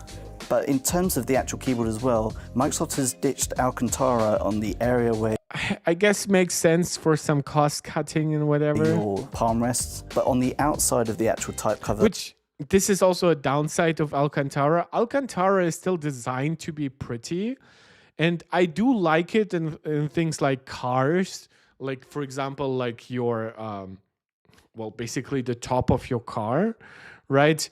But not the outside, of course, the inside, because you might touch it sometimes and it feels nice, but you won't touch it, right?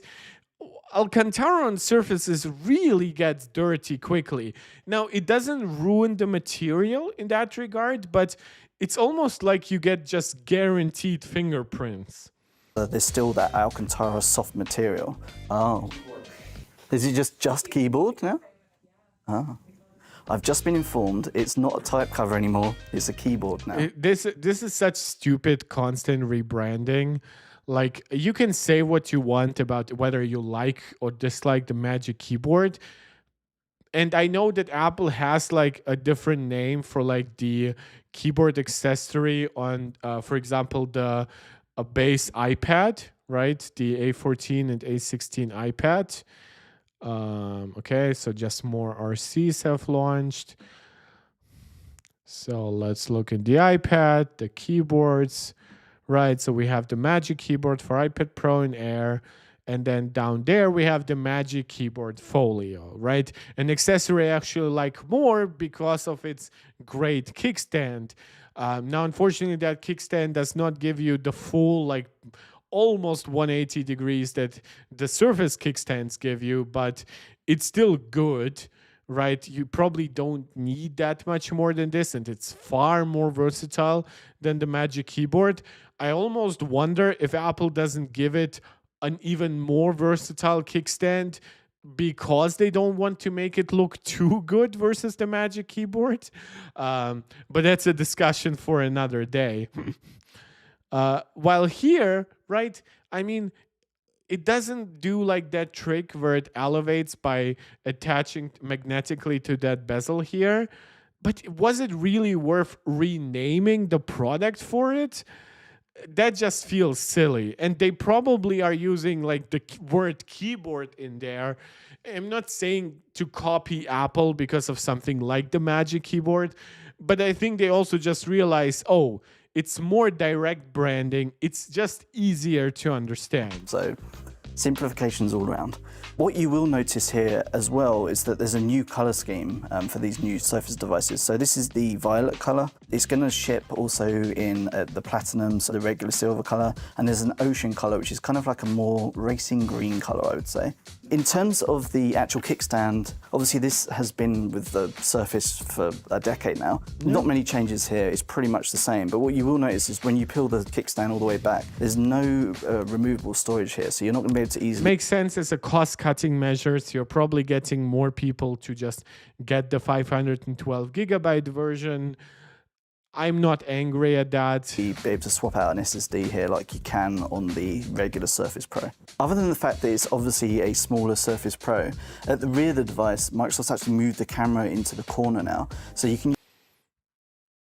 This looks exactly like an iPad. Like anybody who know how like single camera, like when the camera was still like flat, small enough to be fully flat, looks. This is exactly how iPads of that era looked. Like those were the iPads that on the front had like those diamond chamfered edges. Wait, were they diamond chamfered like on the iPhone 5 and 5S? I actually have to look. iPad Air first gen wiki. No, this is riveting stuff for those of you who are not as stupid as me to remember. Yeah, I think it had diamond chamfered edges on the front. Were really shiny and beautiful. But then like when you look, is there like, yeah, look from the back. I think I might be covering this up right now. Can I go down? I'll just go to the website. Yeah, whatever. Right? So this looks basically identical, right? That curve, that small camera, that position very close to like the volume buttons, that kind of like anodized soft aluminum look that you get here. It's not like a hard industrial look. Not saying it's probably not even possible to design something that looks kind of soft, that looks noticeably different than this, but it's just a little funny over time. Use it in portrait mode if you really want to take photos that way. You'll also notice that the Surface Pen has been moved from... Such a stupid position. I know Samsung did that too, probably because they just, I don't know, didn't find a better place, and they didn't find a great solution to put it on top, which Apple actually mastered. Oof. The type cover to the rear of the device, and it snaps into place. Now, Microsoft's done a bunch of testing just to make sure that this isn't going to just sort of peel off when you put it in a bag or anything like that, and it does feel pretty rigid and magnetically attaches and charges at the back here. In terms of ports, you will notice that the two USB-C ports are still here, but Microsoft has actually removed the Surface Connect port. Yeah, the Surface Connector, this is one of those things that I think is a differentiation factor, kind of like the kickstand. It really worked in the beginning when USB was very limited in that regard. Like the top speeds were not great that you could put in a tablet, and so the charging speeds. And even just today, I tripped slightly over my MagSafe cord for my MacBook. And obviously, you know how MagSafe work. Just disconnected it from my MacBook, did not yeet my MacBook away from my table, and it was fine. For a tablet, obviously, I know why you would remove it. You will see later on that it's obviously not just a tablet-based decision from Microsoft, but I feel like Microsoft is moving away not just from future innovations in the Surface lineup, but they're kind of like also going back on innovations that they have introduced in the past. And with like two USB-C ports, I know Windows likes more ports than like iOS or iPadOS, but at this point, put them on different sides. Or even better, give us one USB-C port and give us that connector. I don't know. And then also, this product doesn't have a headphone jack, which like I know I don't like the headphone jack. I'm happy for every product to remove it, but I feel like you're really misunderstanding your audience. Your audience is not people like me who actually like USB-C so much. I would even give up my my MagSafe connector for an extra Thunderbolt port on my laptop, right? I would like to have a second Thunderbolt port on my iPad. But like here, you're really looking at Windows people. How many of them really want to give up like those features that you use for the magnetic charging? So that's gone. That could be a sign that we're going to see that port go from future Surface devices as well, but we'll have to say. But it's definitely gone from these ones. In terms of specs, yeah, it doesn't have the headphone jack, which is crazy. On the Surface Pro 12-inch, it's going to have the Qualcomm's Snapdragon X Plus chip in. So yeah, so a year after the launch of the Snapdragon X Elite, and over 1.5 years after the introduction of the Snapdragon X Elite, in fact, not too far off from 2 years after that, we are now getting downgraded versions of the Snapdragon X Elite in products that cost close to $1,000. Similar to sort of the base model of the Surface Pro 11 from last year. You're going to have 16 gig of RAM on the base model, and that's good. 256. But then again, it's also very much needed for Windows. 6 gig of storage. In terms of battery life, it's roughly around about 12 hours. We're still waiting for some final testing from Microsoft's numbers on that one, but that's for like web browsing. You should probably run pretty well with this sort of battery life on this device. One big difference between the Surface Pro 11 last year, the larger model, should we say, and this Surface Pro 12-inch is that this one is actually fanless, so you're not going to get the sort of like venting that you see around the device. It's like so you see the buttons they just don't elicit the same premium factor. For one is the rest of the product, but then also in comparison to something like the iPad buttons and stuff like that. And again, Snapdragon X Plus, yikesy. Fanless devices with Windows requirements, right? That's also very yikesy.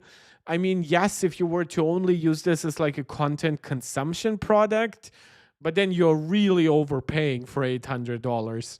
Like the M4 iPad Pro, the 11-inch version, is $1,000, right? And that's more expensive, of course. But that's with a screen that's so much infinitely better for content consumption. It's not even funny. and you can get probably one for closer to 900. Much cleaner look. Yeah, Surface is definitely overpriced. And I actually wouldn't have an issue if Surfaces were like, let's say 10 to 15% more expensive than similar Windows devices, right? Because in a way, if you are Microsoft, you don't want to make the other like laptop makers angry by making your tablet, your laptop too good, right? Because you do have the marketing power of being the Windows company. So maybe people would start buying your products completely over theirs. And while sure, you might like a larger pie of the hardware market, you probably don't want to piss off Dell, HP, Lenovo, for all those companies to suddenly say, you know what, then I would rather like consider Android on my products, right? Or something like that. But overall, yeah, especially now again, if I were to consider a 145% tariff, then $800 on this product is a steal. But we do not yet have 145% tariffs. And I honestly really wonder, even if you have 10 or even 20% tariffs on here, you are charging a good amount of money for the keyboard. You are charging a decent amount of money for the pen and stuff like. Or is the pen included with this one? I actually don't know. I thought this pen cost also like $100 or something like that. Surface Pro 12-inch. WinFuture, new product. I always hated when websites try to override like your regional stuff, like they immediately want to just jump to the regional stuff. My God, it's $1,000. I know it includes like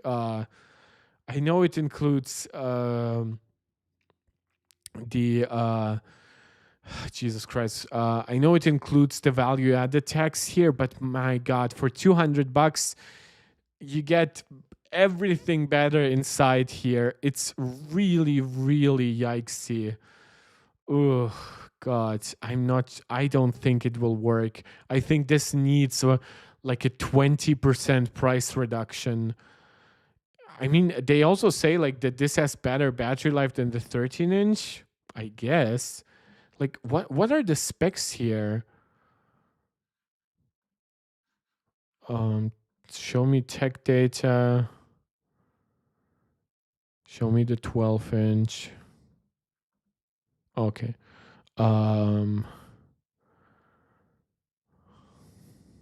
Doesn't it give me. Wait, where are my tech specs? Come on. What is this? Oh, wait, what? It's under highlights. Jesus Christ, who made this? So for one, it does not have like Thunderbolt-like speeds. That's already okay. Show me the full tech specs. 16 gigabytes of RAM. Does not seem like you can update it. Wait, can you? No, not on the 12-inch. 90 hertz display. Lower pixel density, not a great contrast ratio. Oh, 400 nits of peak brightness. Oh, it's a worthless product. I criticize 500 nits on like the base iPad Air and MacBook Air as like not being barely enough in 2025. 400 nits is just completely dead to me. Oh my God, this is a garbage product. Like this is 600 nits and 900 nits. Like at least this is something on the OLED screen. Jesus Christ. The LCD screen here, at least it's 600 consistently. Ooh, yikesy. Battery, do they mention exact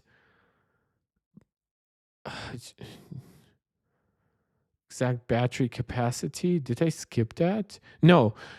Ooh, it's 38 watt hours. Ooh, that's not gonna be enough for a Windows product. Not with like the Snapdragon X devices. They're still based on like 4 nanometer, you will still rely on the single core performance a lot, whether you're getting the 8 core or 10 core or I believe the highest end is 12 core version, right? It's really not enough. Ooh. Yeah, this is not gonna be good. And I know some will compare it to the iPad, but iPadOS is such a different beast from Windows, and DM4 is so much more efficient than the Snapdragon 8, than the Snapdragon X class processors. And the tandem OLED screen is so much more efficient than any of the LCD screens here. Yikes, I'm liking it less and less. Jesus. And ports. Ports, I just saw USB-C. That's Bluetooth and Wi-Fi. That's for charging. Yeah, this one has Surface Connect. That one doesn't. Sorry, I'm looking at it in German, but it should be somewhat self-explanatory. Wait, where are the ports? Where are the ports? Ports. Is it? Yeah, I think it just like summarizes the ports here, right? It's like, oh, you get 2 USB-C ports and that's it. It still mentions Surface Connect, but I guess that's like the charging standard name too. This actually has a Surface Connect. So this is really, really bad. Yeah, I guess Wi-Fi 7 is kind of a good thing here. But again, as somebody who, despite being an enthusiast, still has Wi-Fi 6 at home, don't really recommend you like declare this a better product than the iPad, because the iPad is stuck with Wi-Fi 6E. But it's also going to mean that the fan's never going to spin up because it's not even there. The second device that Microsoft is introducing is the Surface Laptop 13-inch.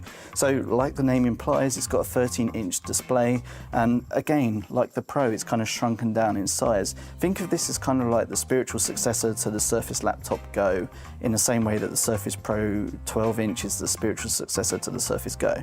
With this one actually does still have a fan inside. Microsoft is using the Qualcomm X Plus chip inside. You've got 16 gig of RAM. And yeah, for a laptop, now it's getting really dicey. Also, the designs are getting closer and closer to the MacBook with every year. Like, we had like that, like, hinge-like design, right? Where it's like where it tapers off and it's very thin on one part and then thicker on the other. We still kind of get that, but it's getting less and less. 256 gig of storage. In terms of the actual design, what will I do without Wi-Fi 7? Well, I mean, you just have to live with the M4 chip, a tandem OLED screen, the Apple Pencil Pro. Face ID. Oh, by the way, Face ID. This thing is losing Windows Hello. The Surface Laptop 13-inch is very similar to the Surface Laptop 7 that we saw last year. The one thing that Microsoft has changed with that bezel is killing me. It's not uniform, no.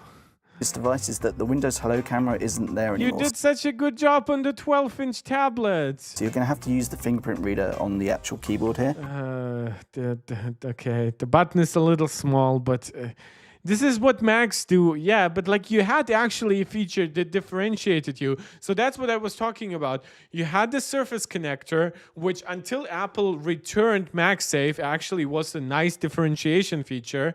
And it still offers like internal PCIe connectivity. So it could have been like the basis for, I don't know, connectivity to like external GPUs or something like that. It's no longer here, so you don't get any of the potential like improvements for power delivery versus a USB-C port, none of the safety through the magnets, none of the data potentially advantages, especially over older USB standards. Yeah, the Face ID module on Macs is too thick, but Windows Hello has always been a highly simplified IR camera. It's not difficult, but it's also nowhere near as secure as either Touch ID or Face ID.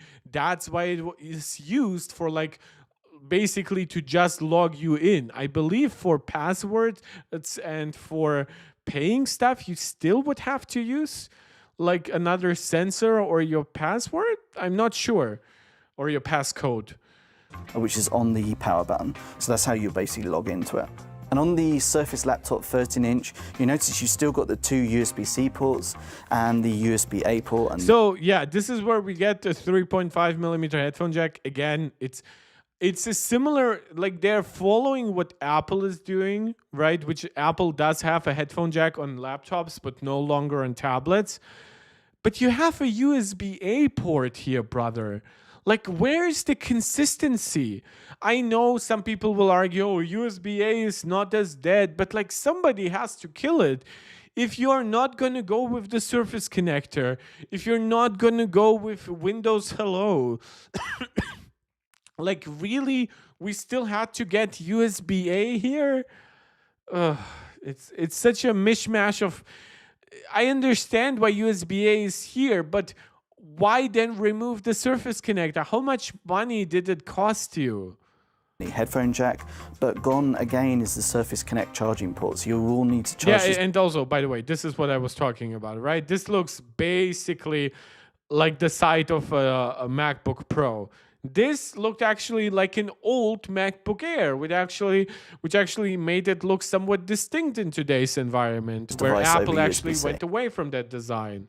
In terms of battery life, it's looking like it's going to be between sort of 16 and 17. Yeah, I so don't give a fuck about comparisons. For one, this is a higher resolution product and everything. Well,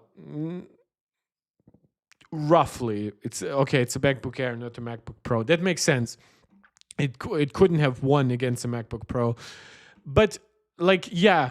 The only thing that the Snapdragon X class devices are more efficient at, maybe I would argue, than the MacBooks, than the latest M series chips, is basically just video encoding, decoding.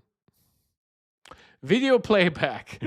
My brain is now running on like, I'm now getting like on low sugar. This is completely worthless. It does not reflect browsing time or anything. And no, it's not twice as good as the Surface Laptop 5 in average experience. This is silly testing. 17 hours running sort of like the web test that Microsoft does.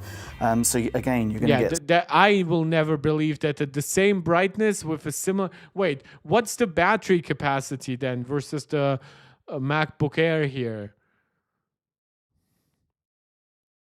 Does it have like 60 or higher watts of...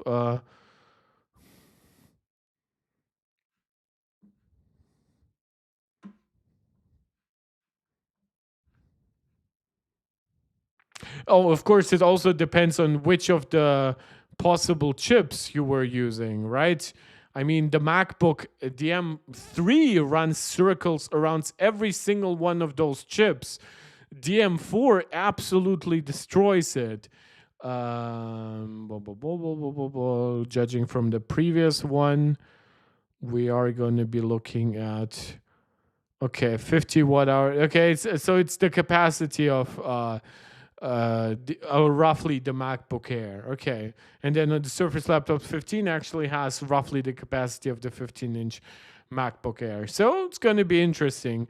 What about its brightness? Okay, so we have 60 hertz. Wait, is it only the Surface Laptop that's new? Is the 13.8 and 15-inch version still the same? For one, we do have... Oh, this is very low pixel density, actually. That would actually explain it. And it's 400 nits maximum, which... yeah, the MacBook Air, again, 500 nits versus 400 nits, but that's actually a big difference functionally. Like right now, I'm running my laptop at between 400 and 500. And when I started the stream, because the sun was still up, it was at 800 nits because I can. Yeah, not the greatest. So maybe video playback and some super duper low demand browsing that gives you decent battery life. But I've actually seen, like, when you look at just Josh's channel, who I'll show you it afterwards. Like, he said he has very poor battery life on his Surface laptop with the X Elite. Some pretty good battery life out of this Copilot Plus PC. And obviously the main thing about these two new devices is that they join the Copilot Plus PC initiative that Microsoft kind of kicked off last year with its Surface devices. And it basically lights up a bunch of AI experiences in Windows. Yeah, now, that I still don't care about. Recall, which takes snapshots of what you're doing on your PC, and you can sort of like recall what you're doing from a week ago or 2 weeks ago. There's a timeline that you can scrub through. But you'll have to purchase the keyboard on top for $149. Okay, yeah, this is pricing. I already mentioned that, like, the Surface Pro starts at like $800. Regional pricing varies now much more. Again, Microsoft is really trying to figure out pricing all over the world with the tariffs. So who knows what the pricing is also going to be in a few months. Like, Snapdragon X Elite devices did not hold their value too well. So there's good reason to believe that what costs $800, you probably will be able to get at $600. But that also depends on how many of those they even produce. Right? I'm not sure what they would expect in terms of demand. Guys, we've now been streaming for exactly 2 hours. We've covered a plethora of topics. So while we did finish with some Microsoft stuff, again, it's not even really something that I ever care to really go back to. I've only really been disappointed in recent years. We covered a ton of Apple stuff. Let's see if we missed anything. Okay, so install the latest betas afterwards if you feel like it. Let's see if there's anything new here. Carrier satellite connectivity to iPhone 13. Oh, yeah, there will be using the T-Mobile SpaceX partnership. Okay. Some screen chime change. Yeah, nothing big. But then, of course, we did talk about plenty big stuff, like the iPhone lineup for the next couple of years, and potentially big changes coming at WWDC this year. I hope you liked it. Hope to be with you when there is big news again. My voice is slowly starting to go away. Thank you so much for joining me. Thank you for making it a lively live chat today. As always, last shout out for you to do the YouTube jazz. Subscribe to the channel if you haven't yet done so. Like the video, share it out with anybody who think might enjoy it. Comment, don't just comment live, comment also afterwards in the comment section. Whenever you catch me live, consider leaving a super chat or a super sticker with a small donation for the channel, or become a channel member right here on YouTube, or a supporter over on Patreon. All support is very much welcome, direct, indirect, just watching the videos. Thank you so much for making me keep going with this hobby. I also learn new stuff through you guys. I also get like feedback on my own thoughts and maybe what I should change. So hopefully we'll get a lot more to talk about by the time we get close to WWDC, and of course once we get all the information from WWDC, once I get all the betas installed on my product, and then once we get to the new generation of iPhones, and I'm very likely buying the iPhone 17 Pro Max this year. So unlike with the 16 Pro Max, I will actually be unboxing stuff, reviewing stuff. Yeah, so plenty of interesting stuff for you to look forward to. But as always, also let me know what you yourself would like to see me cover next. Thank you guys so much. I'll see you in the next one. This is Mark Tech, tuning out.